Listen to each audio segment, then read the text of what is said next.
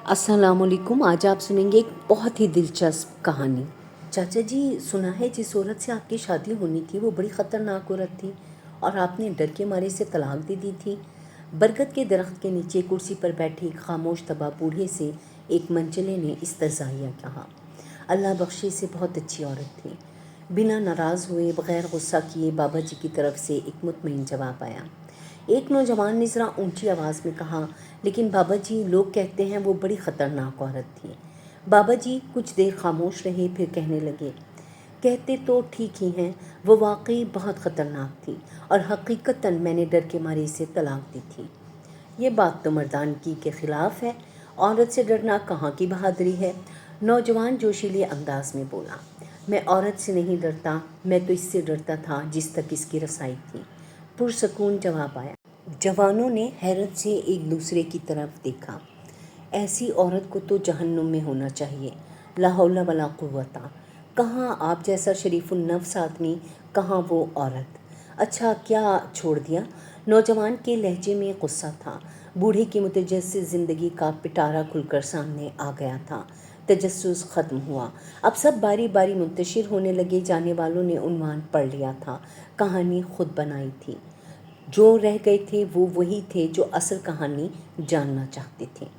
मैं भी ऐसा ही सोचता था कि इसे जहन्नुम में ही होना चाहिए था, तभी मैंने इसे जहन्नुम जैसी ज़िंदगी दी थी। बूढ़ी आंखों में इज़्तिराब उतरा। ये तब की बात है जब मैं सरकार के यहाँ 1 रुपया माहवार पर मुलाजिम हुआ। मेरी माँ चाहती थी कि मेरी शादी हो जाए। रिश्ता ढूंढा गया। एक मूंगफली फरोश की बेटी मेरी माँ को पसंद आई। सलीकामंद, खूबसूरत और एकदम खामोश तबा। मुझे इस रिश्ते पर एतराज़ था कि वो एक मूंगफली बेचने वाली की बेटी थी। मज़दूर की औलाद को पेट की फ़िक्र रहती है, तरबियत के नहीं। तरबियत बड़े घरानों में की जाती है जहाँ इफलास आँखों की रोशनी छीनने से कासिर होता है।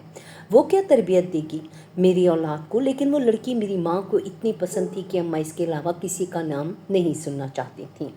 फिर वो ब्याह कर मेरे घर आ गई। रुखसती के वक्त इसके बाप ने मुझे कहा, मेरी बेटी सीधी सादी है, इसे दुनियादारी का ख़ास पता नहीं, अगर कहीं कोई चूक हो जाए तो माफ़ कर देना। यूँ तो है बड़े दिल वाली, अपने साईं को खुश रखेगी। वो बिल्कुल वैसी ही थी जैसी मेरी माँ ने बताया था। सलीकामंद, सुघड़ और ताबेदार।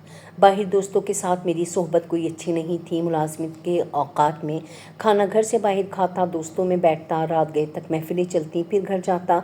वो क्या खाती, क्या पीती, किस हाल में रहती थी, मुझे कोई परवाह नहीं थी। इन्हीं दिनों मेरी माँ भी दुनिया से रुखसत हो गई थी।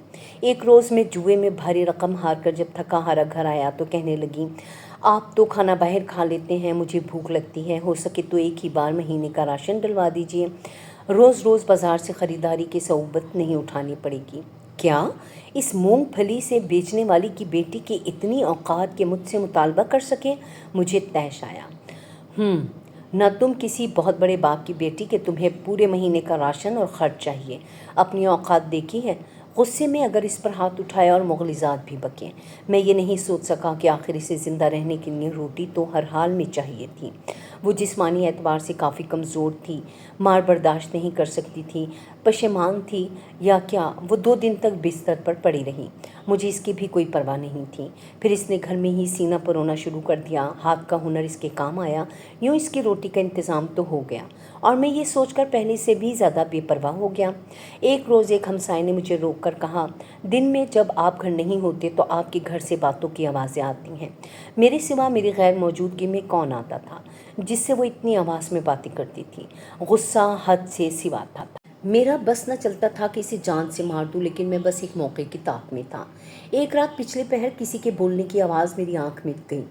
चांद रात में सहन में बड़े हर शय बिल्कुल वाज़ा थी। मैं उठकर दरवाजे तक आया। अब आवाज़ ज़्यादा वाज़ेह थी। वो कह रही थी, साईं, सुबह एक रोटी के लिए आटा घर में मौजूद है, वो एक रोटी खाकर चला जाएगा। ये सोचे बिना कि मैं सारा दिन भूखी रहूँगी। मेरी रोटी जब तक तेरे ज़िम्मे थी तो इज़्ज़त से मिलती थी। जब तूने अपने नाइब के हाथ दी तो रोटी के साथ बेइज्जती और अजियत भी मिलने लगी। मुझे अब रोटी तू ही दे। तेरा बनाया नाइब तो खाइन निकला। वो मेरी शिकायत कर रही थी, लेकिन किससे? कौन था जो इसे रोटी देता था? मुझसे भी पहले। میں نے باہر آ کر دیکھا وہ صحن کے بیچ چارپائی پر بیٹھے خود سے باتیں کر رہی تھیں۔ وہاں کوئی بھی نہیں تھا۔ میرے پیروں تلے سے زمین نکل گئی۔ وہ خدا سے میری شکایت کر رہی تھی۔ وہ اس لمحے مجھے کوئی اور ہی مخلوق لگی۔ وہ بہت کم بولتی تھی لیکن وہ کس کے ساتھ اتنا بولتی تھی۔ آج مجھے سمجھ آیا تھا وہ تو بہت بڑے باپ کی بیٹی تھی۔ کیسی عورت تھی جو افلاس کے ہوتے بھی خدا شناس تھی۔ میرا جسم خوف سے کانپ رہا تھا۔ دن چڑھتے ہی میں نے سامان باندھا اور اسے اس کے گھر چھوڑ آیا۔ سسر نے طلاق کی وجہ پوچھی تو میں نے ڈرتے ہوئے کہا، یہ بڑی خطرناک عورت ہے، بڑے دربار میں میری شکایتیں لگاتی ہیں۔ مجھے ڈر ہے کہ بادشاہ کو کسی دن طے آ گیا تو میرا حشر نہ کر دے۔ حقیقت یہ تھی کہ میں اس کے ساتھ انصاف نہیں کر سکا تھا۔ اس کا باپ گھر کی دہلیز پر کھڑا تھا، میرے پلٹنے پر کہنے لگا، میں نے تمہیں کہا بھی تھا کہ اسے دنیا داری نہیں آتی، وہ تو بس سائیں کو خوش رکھنا جانتی ہے۔ اس کی مراد خدا سے تھی اور میں خود کو سمجھا تھا۔ جب میں واپس گھر آیا تو مجھ پر انکشاف ہوا کہ رات اس نے یہی تو مانگا تھا تو خود مجھے روٹی دے۔ تیرا نات تو خائن نکلا اور آج نان نفقے کا اختیار مجھ سے چھین لیا گیا تھا۔ میں بے تحاشا رویا۔ اس کا سائیں بہت بڑا تھا، اس کی رسائی جس تک تھی وہ تو دو جہانوں کا رب تھا۔ وہ جس کی ایک روٹی مجھ پر بھاری تھی وہ اس کے لیے کیا نہیں کر سکتا تھا۔ میں واقعی ڈر گیا تھا۔ میں آج بھی ڈرتا ہوں کہیں میرے حق میں اس نے کوئی بد دعا نہ کر دی ہو۔ ٹھیک کہتے ہیں لوگ، کہاں میں کہاں وہ۔ بوڑھی آنکھوں میں نمی اتری تھی۔ میں کور چشم اسے پہچان نہ سکا تھا۔ میں نہیں ڈرتا تھا، حالانکہ ڈرنا چاہیے تھا۔ اس کے سائیں نے تو پہلے ہی یہ کہہ دیا تھا کہ عورتوں کے معاملے میں خدا سے ڈرو۔ امید ہے آپ کو ہماری یہ ویڈیو پسند آئی ہوگی۔